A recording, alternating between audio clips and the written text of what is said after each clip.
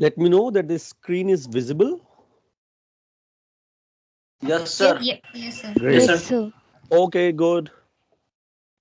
So let's start where we were yesterday. We started with Unit 2, and after having a very brief tryst with this set theory, we came up with this idea of the probability, since the unit is about the probability and statistics.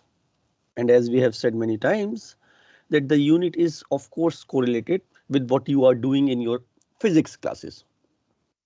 So we discussed the classical definition of the probability, which is generally what was used almost all the time throughout the years, which was based on the equally likely sample points, that the number probability for a given event A to occur is equal to number of elements in A over the whole sample space.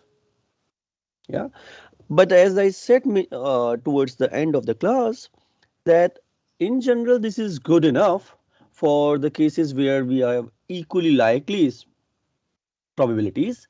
But how do we know if something which we are given has that equal likely of all the sample points? So in order to take care of that, the definition which becomes little bit useful in the later times, that was that we are going to still think about now NA over N, but in the limit N tends to infinity. Now let's just try to dissect what I am saying. It's a frequentist definition. That means it depends on the frequency of occurrence. So what is supposed to be done, that if we perform experiment under identical and repeatable conditions, that I can repeat my experiment, then if I keep on performing these experiments set or trials n times, in the limit n tends to infinity, the number of occurrences of A we will count, which we will put in the numerator, over the total number of trials for infinite number of trials. That will be taken as the definition of the probability. So what does that mean? That if I give you a coin, then in that case you are going to do the toss of the coin one time, second time, third time, and let's say if you are interested in figuring out the probability of getting head, then you will just record the number of times you are seeing the head. In the limit of infinite such trials, the probability A will occur, or probability of getting head will occur. But as you can understand, infinite number of experiments seem like a good idea. However, it is not a practical one because we do not repeat it so many. We cannot repeat it so many times. There are other issues also. There are other issues also, that this experiment should be repeatable, that we should be able to repeat the experiment. This may be true for many experiments, but it may not be true for certain things. For example, if I ask you what is the probability that it may rain tomorrow, then how will we apply the frequentist definition? There is only one tomorrow, and we will not be able to repeat tomorrow under any identical condition. I mean, we cannot figure out that. So in that case, we cannot use the frequentist definition. And in those cases, we have what we call as the Bayesian definition, where we rely on our degree of belief. So given the weather condition, given the situation of the clouds, given the things, I have some degree of belief that this event can occur. So that's where the degree of belief definition comes, which is what is called the Bayesian definition. But the Bayesian definition I'm not going to harp on right now, as I will not be able to quantify it for the situations where we are working. Even though in the high energy physics experiments where we are working at the research level, we, I mean, frequently used both the frequentist and the Bayesian definitions to come up with any result. But in general, due to the nature of the probability that we are trying to figure out something which has chances of occurrence, there are several definitions. Most of the time we will be applying the classical definition. Sometimes we will be using the frequentist definition. And when we are going to do the Bayes theorem, I will tell you how we are applying basically the degree of belief definition there. So questions here.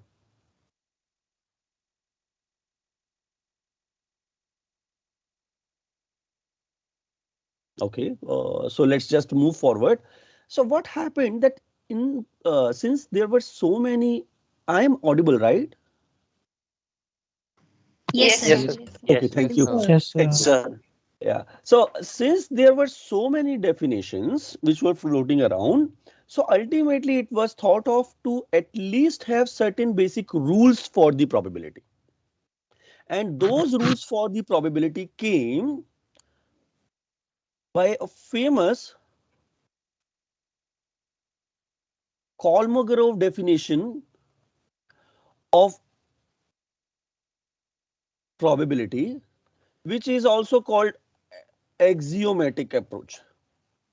So whatever be the probability definition, be it Bayesian, be it classical, be it frequentist, there must be something which all of these guys must obey. So that is what is called the axiomatic definition now.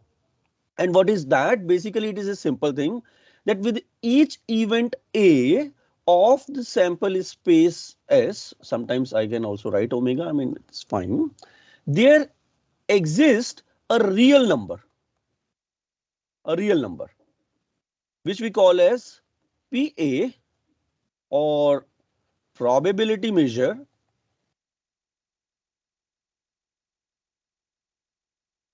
which must satisfy which must satisfy three axioms.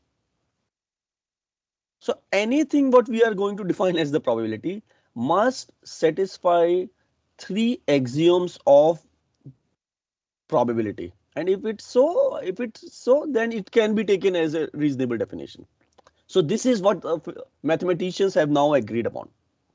And what are those three? It's rather simple.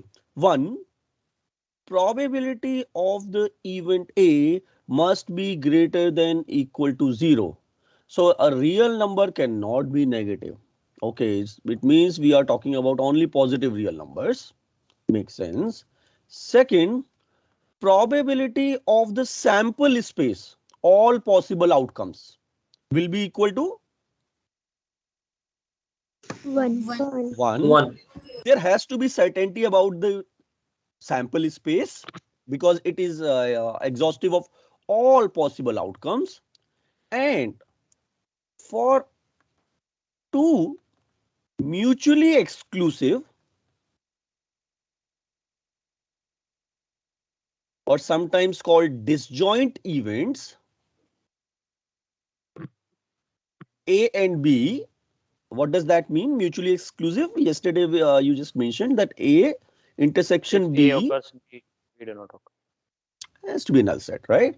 For this, P A union B is given as somebody PS. P of P A of A plus Yeah. Q plus P of A Plus plus plus P P P. of plus B B P of B. minus That's it. No, there is Plus no A minus intersection. minus because it's this. So these are the only three axioms. Now you have the habit of remembering those, I'm pretty sure, because we did that in linear vector space. 10 of those rules. Inner product is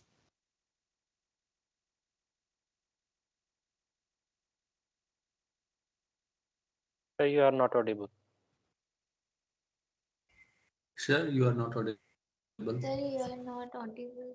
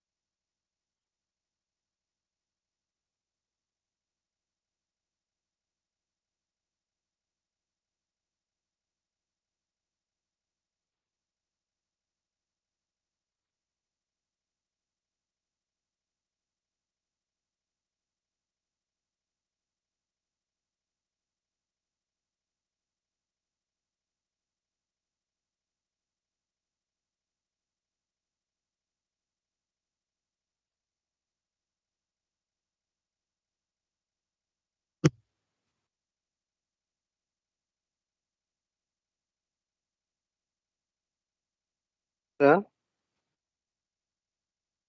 आज नहीं आ रही है sir. Hello. Sir का leave हो गया, sir का leave हो गया, नेट इश्यूज आ रहे हैं ओके सबको ओके। शायद। सर का नेट इशू होगा।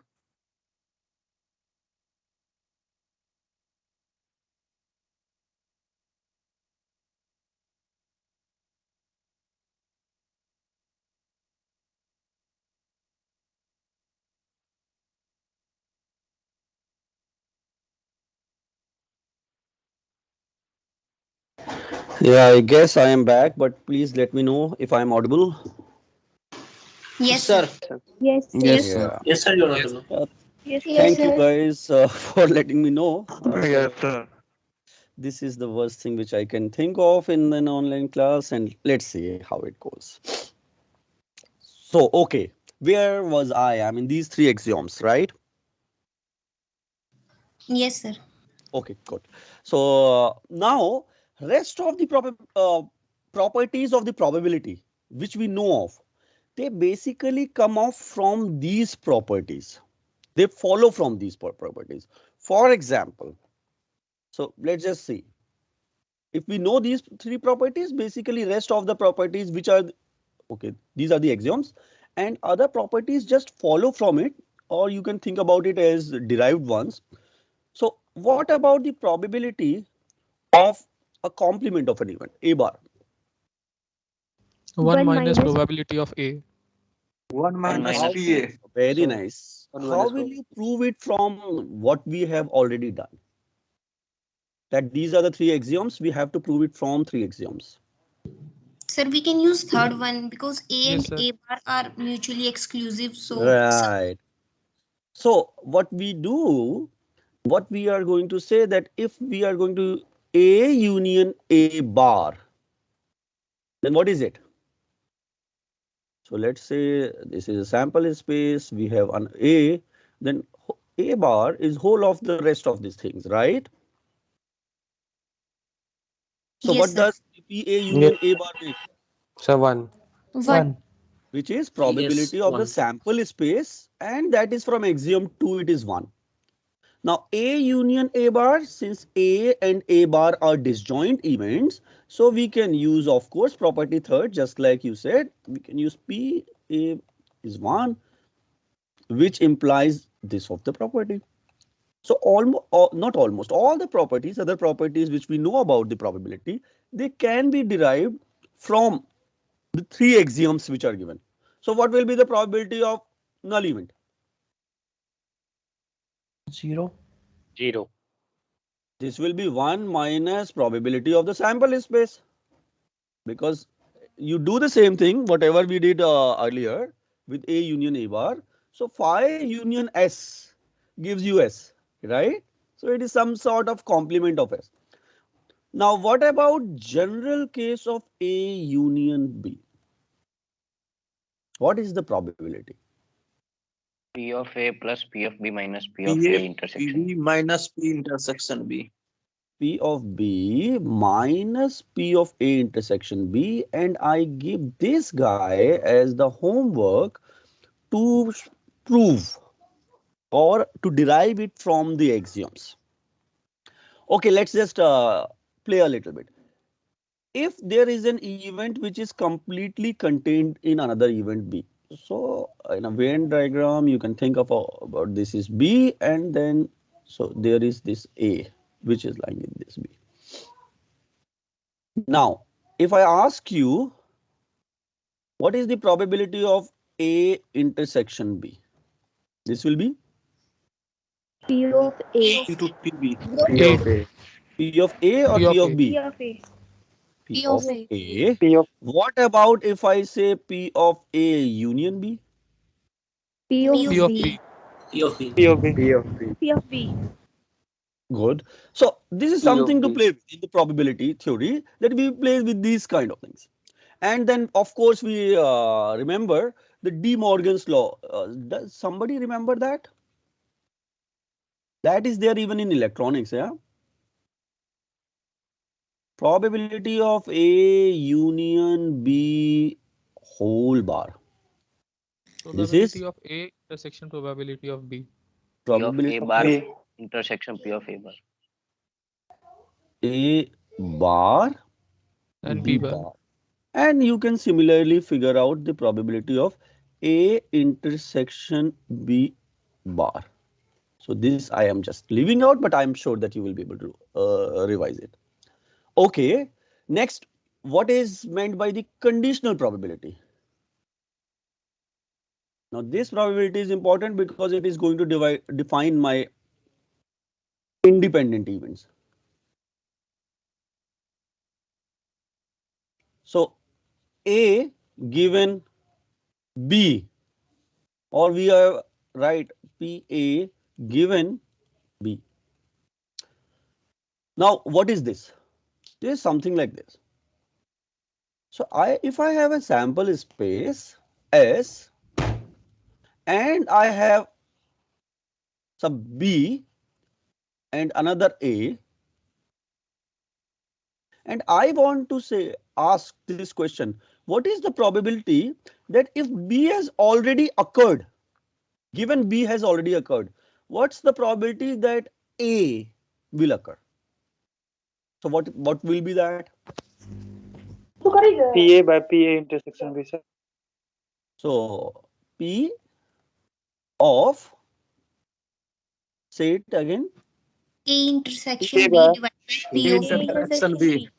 A intersection B divided by PB. So this thing you can take it something like that the sample space for the event to happen has now been basically reduced to this B. So what is the probability that A will happen? That is going to happen only in those small checkered boxes and nowhere else. Hence it will be P of A intersection B divided by PB.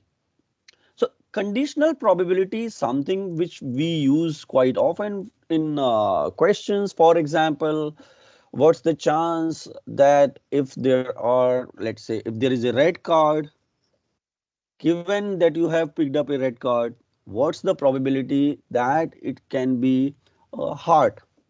So that question, for example, is question which will fall under the conditional probability and we will use it. But this probability is very useful for defining independent events. So independent events A and B. What will happen to this probability if the events are independent? Given B that A will take place if A is independent of B. Will the probability of A be affected or not? No, sir. No. So No. this should be equal to what? This should be equal to just PA, right? Because it doesn't matter whether B has taken place or not. It's an independent event. Now from the definition of my conditional probability, this should also be equal to PA intersection B over PB. So if you just combine two, then you will see that P of A intersection B can be written as PA times PB. And that's the definition of the independent events which we use. When do we call two events to be independent?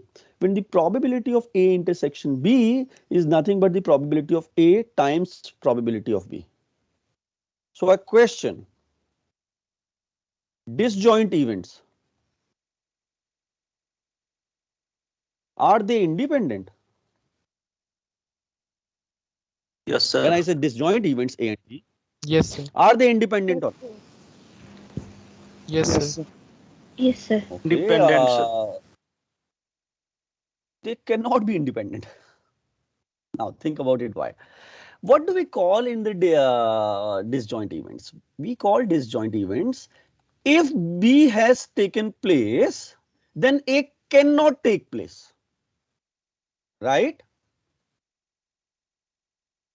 Right? No, wrong. The A intersection Yes, B sir. is phi means that if B has taken place, then A surely cannot take place. If A has taken place, then B surely cannot take place, which means they are not at all independent. If one has occurred, then the second can not occur definitely. It's not that A will be independent of whether B has occurred or not.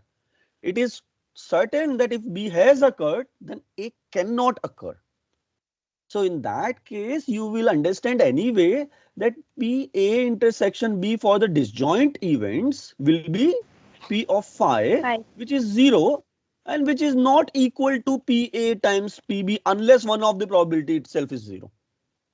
Right? I mean, this is a rather simple thing to think of. But yes, I see that this is the reason when I was defining my disjoint events, I said that please be careful because the disjoint events and independent events are two concepts, very useful, but they are different concepts. So questions on that? No, sounds logical, right? I mean, the disjoint events are not independent events. Okay, if A is contained in B, what is PAB?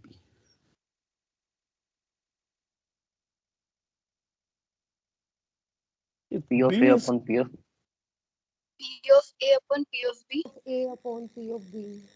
oh, let me just, yeah, I am just going to write down. So this is P. So you said P of A divided by P of B. Yeah, I mean, because you are saying that A intersection B is not nothing but P A. Right. Okay. If B is contained in A, then 1. 1, sir. 1. then 1. this is surely 1. Because if B has occurred, then A is going to occur surely. These are there are quite interesting questions on those. But yeah, I mean, we do not need to take all of those questions. We have to just see that we can apply the basics of the probability. Ultimately, we are going to go to the random variables and then we are going to go to the distributions. But a little bit about this. Another thing which we call as the total probability theorem. Rather simple concept, but one has to be clear on that. So it can be think about this way. So let's say there exists a sample space S and it is made of two disjoint set of events, something like A1 and A2. So A1 union A2 is S and A1 intersection A2 is Y. So you can think of A2 as A1 bar also. So since I have only two of those. Now let's say an event occur which we call as B. And we are interested in finding out what is the probability that B can take place. So this total probability theorem gives us a way to calculate that from the conditional probabilities. Now, first, if I want to write down this B in terms of two disjoint probability of B, in terms of two disjoint sets, what will be those? So if look at B, so let's say look at the left hand side. What is this guy, which I have shaded? This is, A1 intersection B. this is, yeah, okay, B intersection A1 union another portion which is A2. B intersection A2. B intersection A2, right? Now these two are disjoint sets. That means I can write down it as P of B intersection A1 plus P of B intersection A2. This is coming from axiom 3. And further, I can use the knowledge of conditional probability. And this I am going to use now in the base theorem, sure, soon. But let's just look into it. P of B A1 plus P of B given A2 times P of A2, which has a general form summation P of B given AI times P of AIs. So whatever I am writing for these two A1 union A2 or A1 intersection A2, I can partition my sample space into multiple spaces, let's say, which are disjoint, and I can continue to use this relation which I have used here to find out the total probability of finding out B. So this is what is called the total probability theorem. Questions here, and it will be So, useful for this theorem. Yes, please go ahead. event B. Yes. So I'm saying just please define the event B. Matlab, what is that event B? I am going to define it soon in a question. I mean, the best thing is understanding probabilities is always in terms of a question. So I'm going to do a question, and you will see what will be. Yeah, I mean, this can be anything wherever the things are partitioned, but I will use it as a question, and then you will see it. In case if you do not understand, please again ask this question. Fine. Yes, sir. Sure, sure. Okay. Now, this thing which we have written previously as the total probability theorem, now this thing can be very useful in writing down what we call as a Bayes theorem. Of course, it is on the basis of Thomas Bayes. And what is this theorem? It is rather simple to think of. In the previous case, if I want to find out what is the probability that given B has taken place. Okay, let's look at this. Given B has taken place, what's the probability that A1 will happen? So A1 given B. It is opposite of what I was doing here. B given A1 or B given A2. I want to find out exactly opposite of that question. Given B has happened, what is the probability that A1 will take place? So it's the conditional probability of A1 given B. How to find out this? So remember the conditional probability definition. How can I write down this thing? A intersection B upon probability of B A1 intersection B by divided probability. PB. Right? Now you look at PB. This will come from the total probability theorem we have already written. This is nothing but summation of P of B given AI's times probability of A. So denominator is defined. How will we write numerator? Again in that form, I can write down probability B given A1 into PA1. So what I have done, in order to answer a question of B given, so A1 given B, I basically reverse that question. I reverse that question of if A1 has taken place, what's the probability that B can occur? And from that, I can find out the opposite. Now, Bayes' theorem is used in variety of situations, and I thought, just like the way you have asked, that let me make a question on this, and that question will be best to describe what we have described in terms of last 2 points, Bayes' theorem and theorem on total probability. So consider a particle X. So let's just consider a particle X. This can be produced, a particle X can be produced in an experiment with the probability, let's say 10 raised to the power minus 4. So it's a rare particle. It doesn't often get produced, but okay, it can be produced with a probability of 10 raised to the power minus 4. So in terms of 0 point something, how should I write it? 0 point decimal 10 raised to the power minus 4. 00001. 0001 or 1. 00001. 1. Sir, 1. 01. Only once. Yeah, I just I mean, because I find that students keep on making this kind of a small mistakes, and then that affects the answer. So I just wanted to write it. Anyway, let's just continue with the question. Now, how do we detect the particle? A detector has to be there. So let's say a detector detects particle X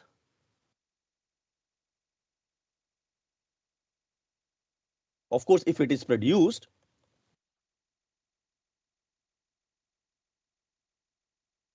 with some probability, and let's say with a probability of 0.98.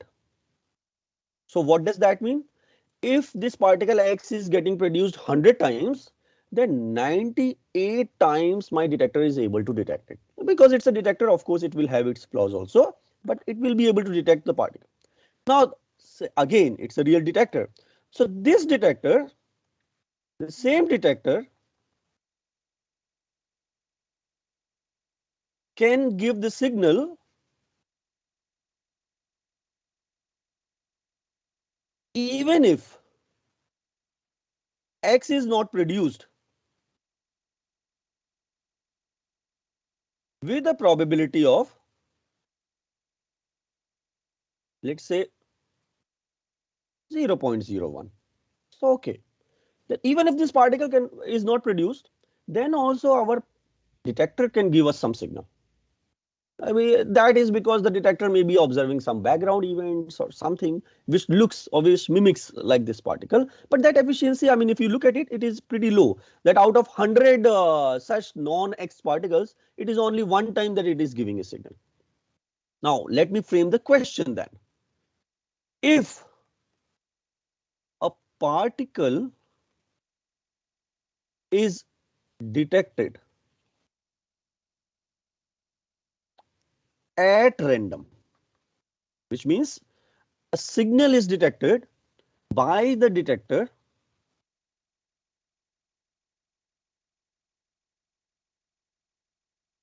what is the probability that it is because of this particle X? So let me just frame the question now completely. What is the probability? So let me put a question mark. So we have this real problem. So we have problem is in this way. We have a particle which we want to detect. We know that this particle can be produced with this probability of 10 raised to the minus 4. Now, there are detectors which detect the particle. So there is a detector which detects this particle with a probability of 0.98. And the same detector can still give the signal even if this particle is not produced, but that with a smaller probability of 0.01. Now, if a particle is detected at random, so signal is there in the detector, what is the probability that it is because of the particle X? That's the question. Now, even before starting the question, do you have any guesses on whether this probability will be greater than 50% or whether this probability will be less than 50%? Anything which you want to ask as the question itself? Should Because be this greater than please tell us. 50%. Okay. Anybody else?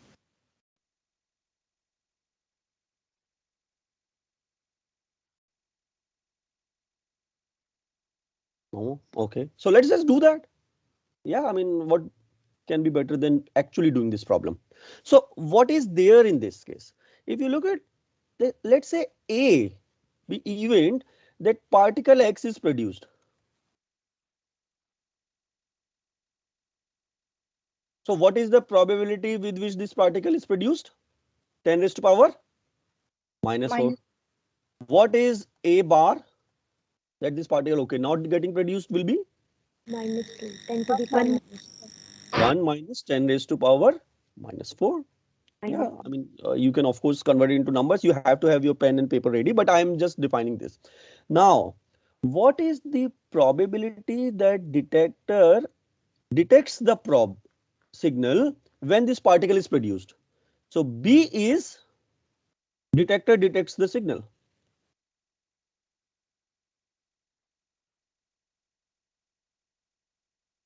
So what is this probability? 0.98. 0.98, right? What is the probability that the detector detects the signal even if this particle is not produced? 0.01. 0.01. 0.01. Now you see that the ingredients which were there in the total probability theorem and the Bayes theorem, they are there. What are we supposed to find out? We are supposed to find out, given that signal is recorded by a detector, what is the probability that it has come from my signal? This is the question which is asked. Look at what we have done in our Bayes theorem. This is exactly the thing which we were trying to do. So previous. A1 and A2 make the exhaustive sample space. B is an event which happened. So if you look into this question, then in this question, B is nothing but recording a signal. Now, signal can be recorded if actually X is produced, and signal can also be there if this particle is not produced, although of course with much less probability. Yeah. So this is what we have to solve using the Bayes theorem. Make sense? So what is supposed to be done then? This should be equal to what? Sir, Just we can take the PA right. intersection. P by A This into P of A. say divide by P P of of B by B, A. which B by is equal to P of B P by A A P A plus plus P P of B of by A B bar A bar into P of A A bar. bar, right? So let's just put the numbers and see what the result comes out. So what is P B given A? 0.98. What is the P of A? 10 raised to power minus 4. -4. So first term is basically same, 0.98 into 10 to the power minus 4. What is the second term? 0.01 into 1 minus 10 raised to power minus 4. Please do this calculation using calculator or whatever mobile phones you are using and give me the number. 0.9898. 0 point, okay. 0 point? Just a second, sir. A small error. Yeah, it's quite a big error actually, but okay. 0.089. Okay, let's see. 0.089.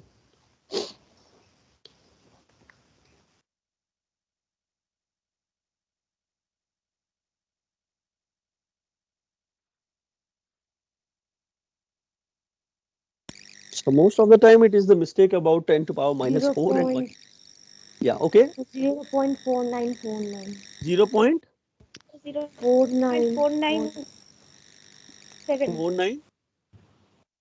49. Yes, sir.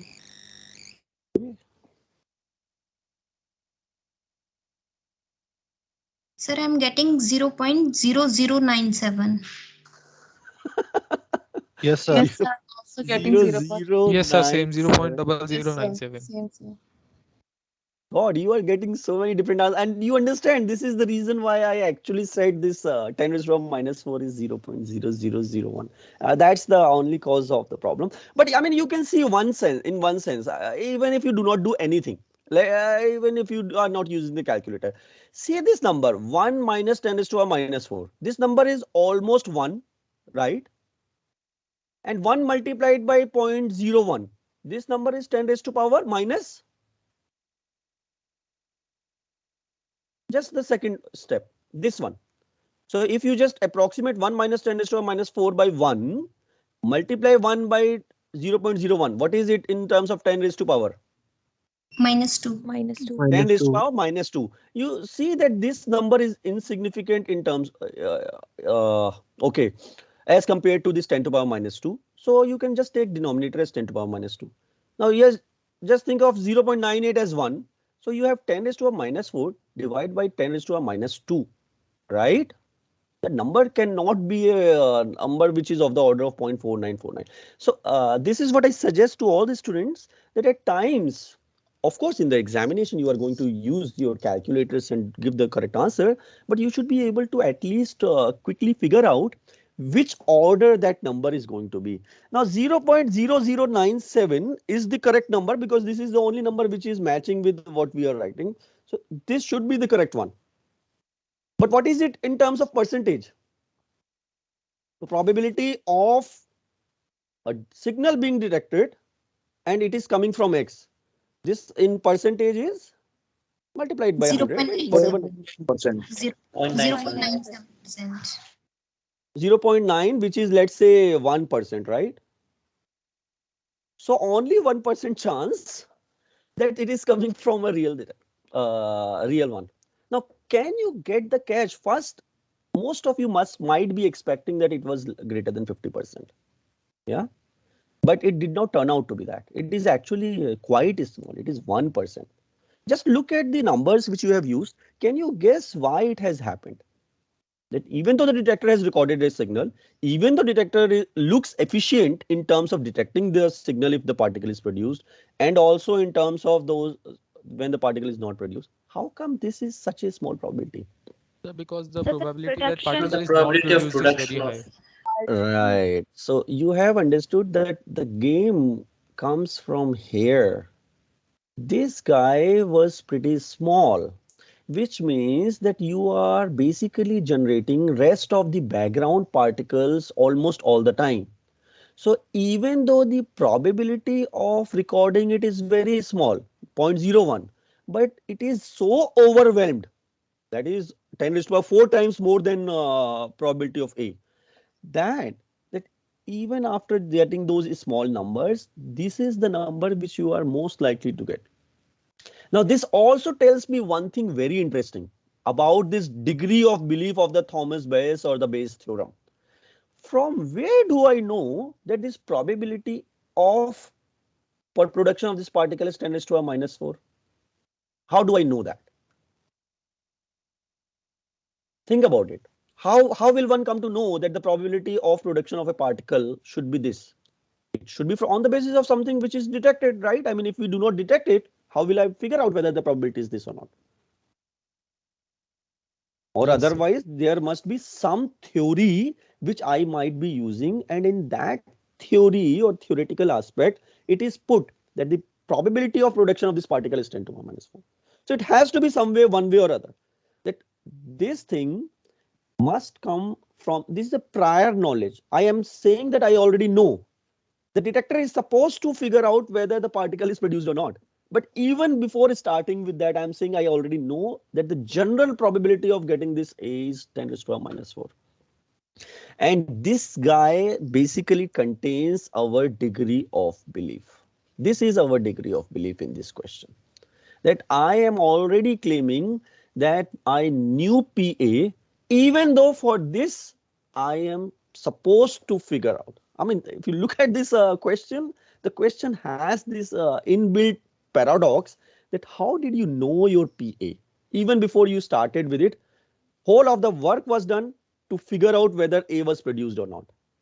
But before that, I was saying that it is. So this question carries the essence of the Bayes theorem, where we are starting with a degree of belief, and then we use that degree of belief to figure out if a detector or something which has detected the signal, then this is something which is whether the probability is reasonable or not. Now questions here, then I will just say some more few more things and then proceed forward.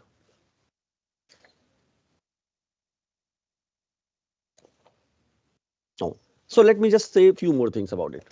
Now look at what about the medicines which are getting, let's say, produced for coronavirus.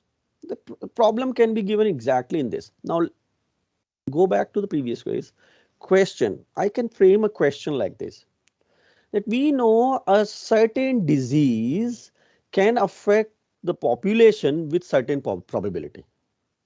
So this is just like a particle being produced. We know there exists a diagnostic test which detects that disease if the disease is there with a probability of certain number, which is 0.98 in this case. We know the same diagnostic can also give the result even if the disease is not there with some probability, which is small one, 0.01.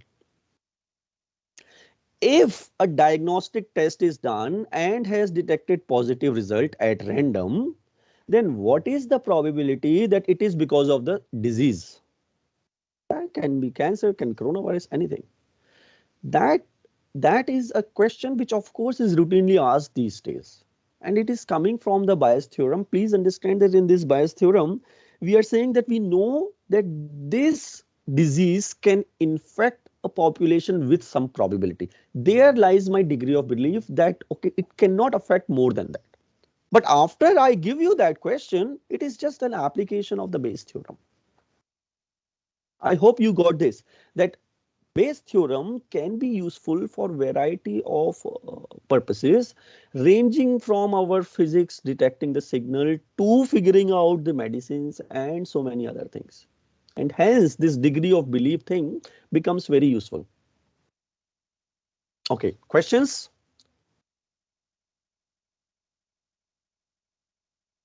No.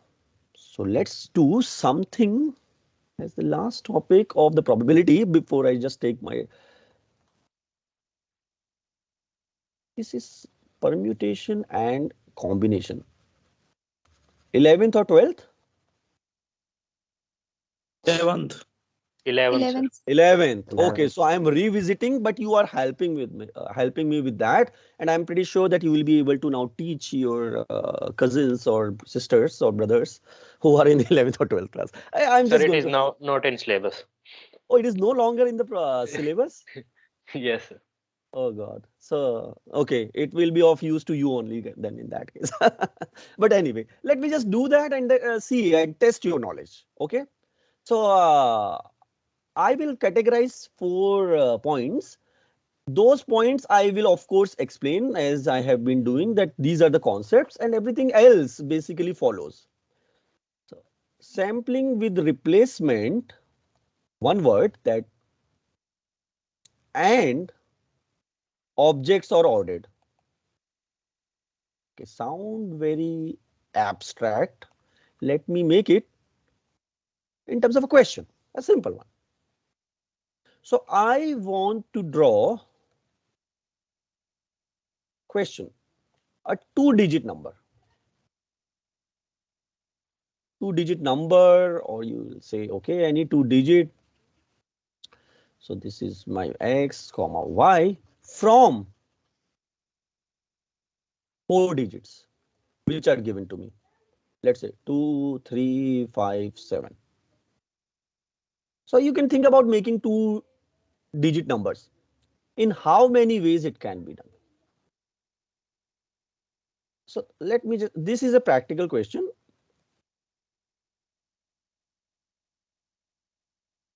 That how many two-digit numbers you can form from 4 digits, or how many two-digit, okay, I mean, if I want to draw something, I am just putting it in bracket. So for example, 2, 2 The is a possible 450. number because sampling is done with replacement. That means after I choose my first number 2, I can again choose my number 2. Okay. So that is what the sampling with replacement, and objects are ordered. Objects are ordered means let me choose 2, 3 as a number, but then I could have also used 3, 2, which means 2, 3 is different from 3, 2. We know, okay, 23 is different from 32 anyway, but okay.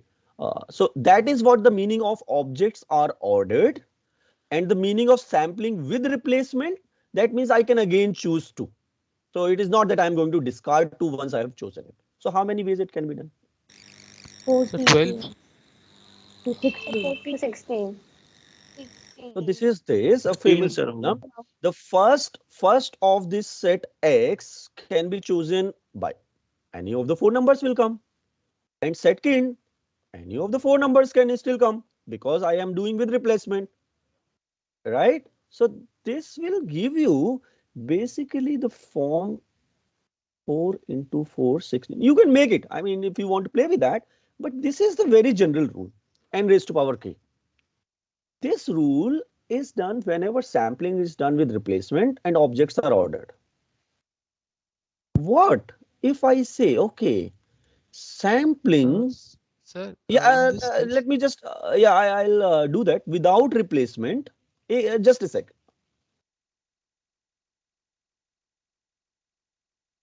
and objects are ordered. Now you ask a question and then I will. Sir, I Yeah, was please. asking that in the first part, which you did x and y into as 4 into 4. That's Yes. fine, but in that case, we'll get 2 in 2 comma 2 and 2 comma 2 two times. Won't we reduce it once because we have already got it once? So Also, I we mean, should you not can take make. it twice, right?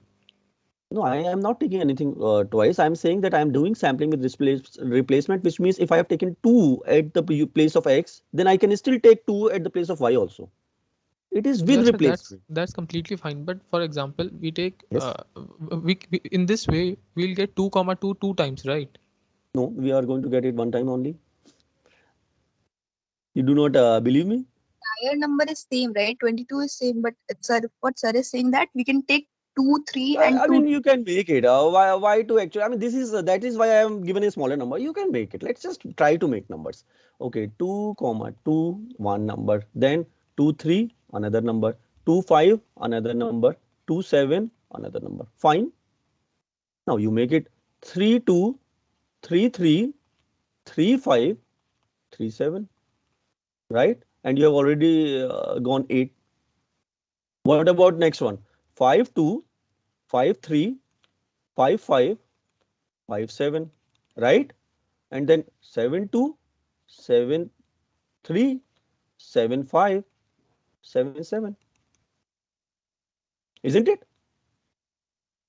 Yes, sir. Yeah, so this is a typical rule, the probability, and that is why I have made a question in which I can take care of all the scenarios using the same question. It will come out to be this. Basically, it tells me that I can use all 4 digits at the first place and I can use all 4 digits at the second place. And then I change my problem. I change, okay, what about sampling without replacement? Which means I cannot use the same digit again if I have chosen it once. But objects are ordered. That means 2 3 is different from 3 2. So 2 3 is still different from 3 2. This guy. So 12 what will होगा sir. happen in that case? 12. 12. Yeah, 12. 12. So 12. what you are saying is for x, you can choose any of those 4. But once you have taken that number, you cannot use it again. Hence, there will be only 3 numbers which are there. So this will be 12, which is the right answer. And the general formula for this, for n and k, will be n p k. This is the famous problem of the permutation. N factorial divided by n minus k factorial. So 4 factorial divided by 2 factorial, which is nothing but 4 into 3, 12. This is the famous permutation problem. Where the sampling is done, W under is okay, obligo is without replacement. So I cannot replace that. Okay. Since there are two things, so what I can do further? Sampling without replacement, but objects are no longer ordered. So let me do the third question. So sampling without replacement. So like the second case, and ordering of the objects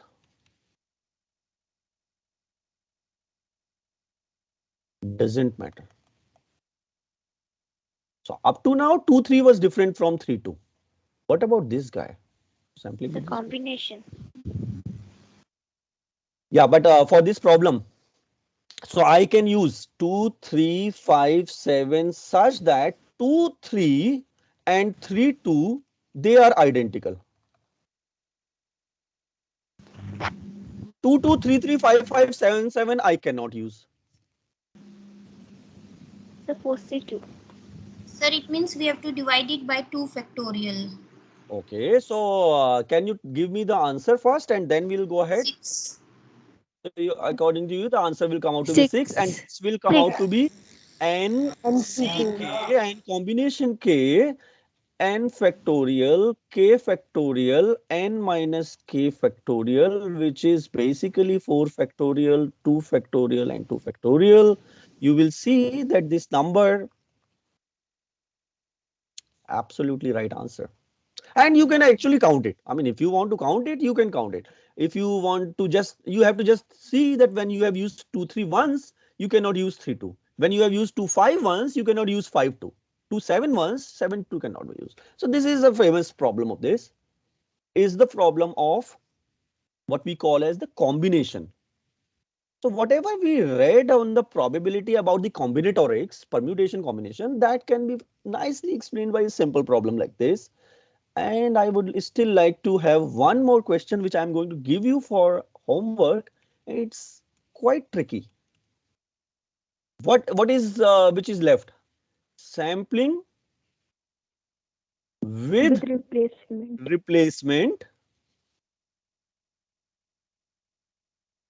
and ordering of the objects doesn't matter. Can anybody give me this number?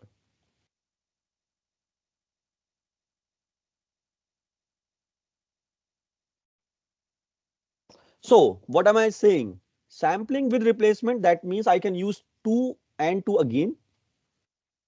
But the ordering of the object doesn't matter. That is 2 3 is still same as 3 2.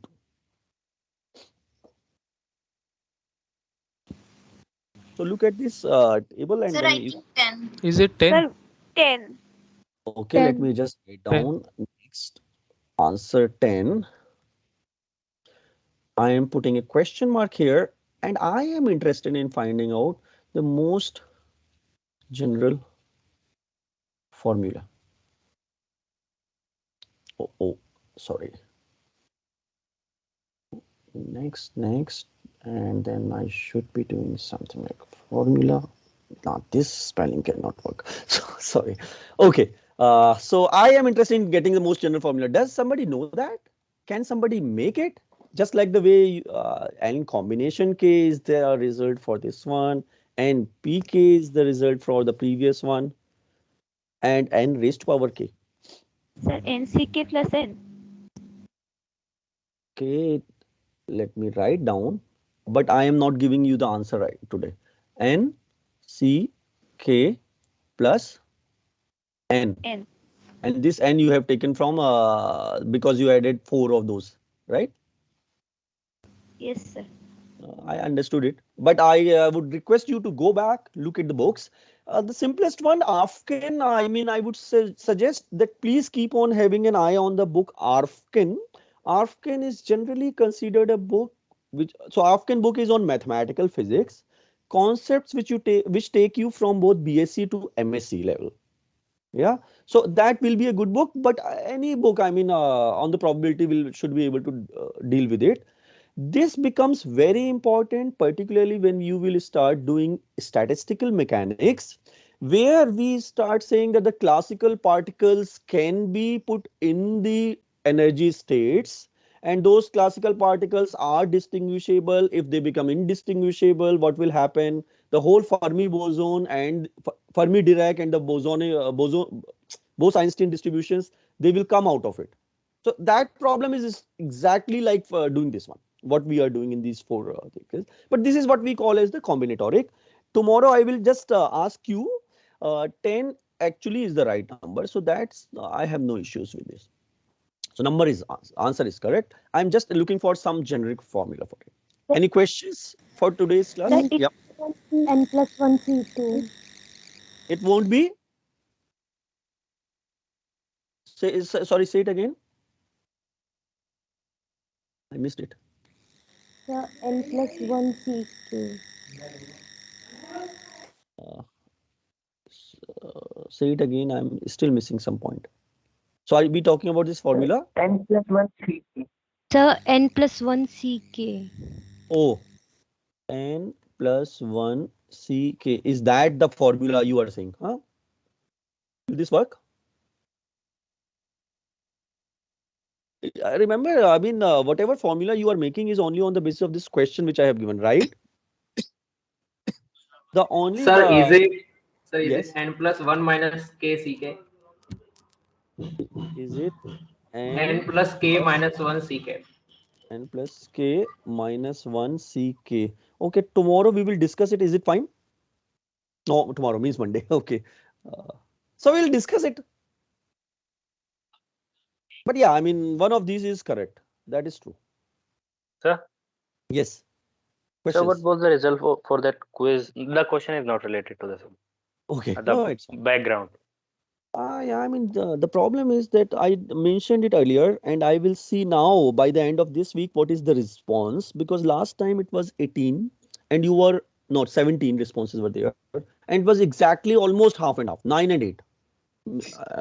Making anything out of it is a tricky one. And 17 out of the whole sample, I mean, you are approximately 200, out of which at least 100 attend the classes.